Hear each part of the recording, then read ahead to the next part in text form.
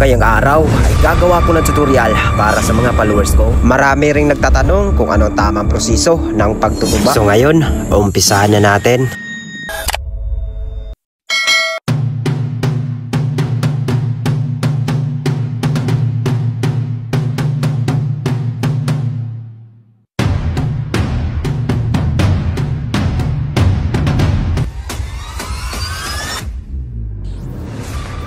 Yun mga idol, so magandang araw sa inyong lahat yan. So ngayong araw may tutorial ako kung paano ang tamang pagtutuba ng niyog. At sa mga gustong matuto dyan kung paano umpisahan ang pagtutuba ng niyog. So ito na yung tutorial mga idol na marami ring naghihintay nito kasi yung mga video ko halos mga short video lang.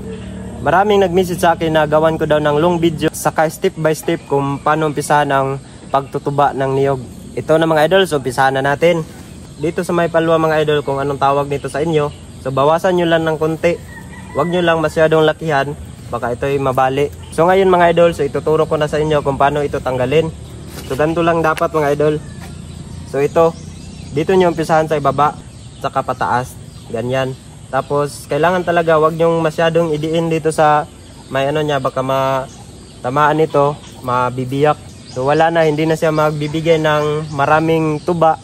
Dapat mga idol, ingatan talaga natin itong pusaw ng niyog kasi sobrang sensitive po ito. Kapag matamaan itong pinakadulo niya, mabibiyak ito, wala na, hindi na mapatinabangan. So ito yung pangalawang step niya mga idol. Habang bata pa ang pusaw ng niyog, kailangan talaga na lagyan na natin ng tali dito sa itaas niya. Ayan. Dito mga idol, tanggalin muna natin ito. Ayan. So ito na mga idol, umpisahan na natin tanggalin ito. Ayan na. Yan. Tapos dito, ilalagay mo sa paluan ng niyog or sanga, kung anong tawag dito sa inyo. Huwag nyo lang masyadong lakasan mga idol, baka mabali siya. Ayan.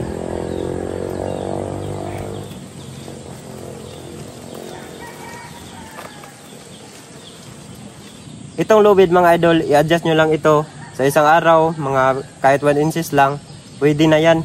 Huwag nyo lang masyadong madaliin kasi napakasensitive itong pinakadulo niya. Ayan o, puti pa siya. So yun mga idol, so tapos na tayo dito. So ang pangalawa nating tutorial ay ang timplada.